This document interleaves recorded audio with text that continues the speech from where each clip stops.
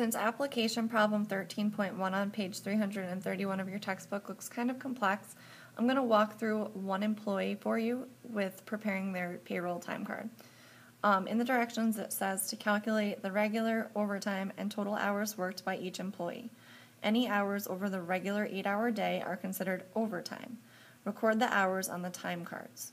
Number 2, we need to determine the regular, overtime, and total earnings for each employee. The overtime rate is 1.5 times the regular rate. Complete the time cards. So on page 291 of your journal, that's where we are, we're going to complete the time card for Marie L. Kearns. What we're going to use as the general rule of thumb for this book so far is that we're going to round all time to the nearest quarter of an hour. So 7:59 is going to be rounded to 8 o'clock in the morning.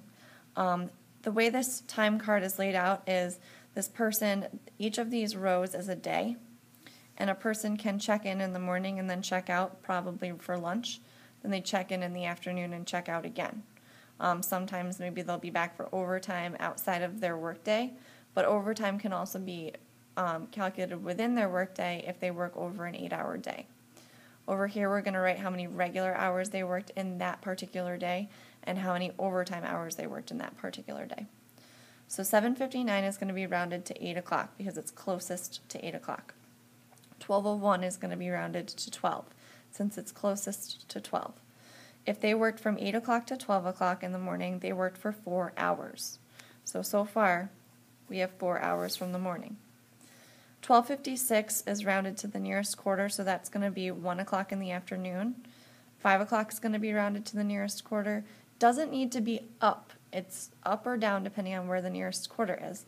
That's going to be 5 o'clock. So this is from 1 o'clock to 5 o'clock. So there's another 4 hours.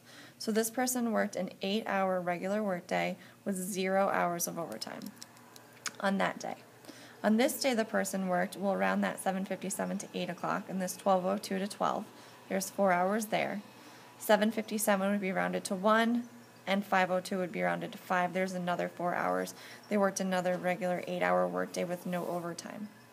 On the third day, they worked from rounded to 8 o'clock to rounded to 12 o'clock, which is 4 hours. And they worked from rounded to 1 o'clock to rounded to 4 o'clock, which is another 4 hours. So their regular workday had 8 hours. They also worked some overtime. Their overtime was from rounded to 7 o'clock to 8 o'clock. So that would be 1 overtime hour. On the fourth day that they worked from rounded to 8 o'clock to rounded to 12 o'clock. That's 4 hours. And 1 o'clock to 5 o'clock. That's 4 hours. 8-hour workday, 0 hours of overtime. 8 o'clock to 12 o'clock, 4 hours. 1 o'clock to 5 o'clock, 4 hours. 8-hour workday, 0 overtime. The next week, 8 o'clock to 12, 1 to 5. There's 4 hours again, 8-hour workday. Their overtime was from 6 to 7:30, so that would be 1.5 hours of overtime, since from 6 to 7:30 is an hour and a half. 8 to 12, 4 hours. 1 to 5, 4 hours. 8-hour workday, 0 hours of overtime.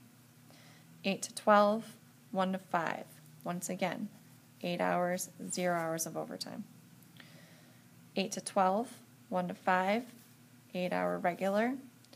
Rounded to 6 o'clock, rounded to 7:30. Once again, a 1.5 hour overtime. 8 to 12, 1 to 5, 8-hour workday, 0 overtime. We need to calculate their total regular hours and their total overtime hours as well as their total hours combined. Their regular hours was 8 times 5 times 10, so it would be 80 regular hours in this pay period. Usually pay periods are 2 weeks long. Their overtime hours were 1 plus 1.5 plus 1.5. 1.5 plus 1.5 is 3, plus another one is 4. They worked a total of 84 hours. Their regular rate is $11.80, so their regular earnings would be 80 times $11.80, which is going to be $944. Their hourly rate is 1.5 times their regular rate, so we have to do 11.8 times 1.5 and get that was wrong, 11.8 times 1.5, and get 1770. And then to figure out the amount they made overtime, you multiply the number of hours they worked overtime times the amount they earned per hour to get $70.80. To get their total earnings, just like we did in the work together problem, you have to add those two amounts.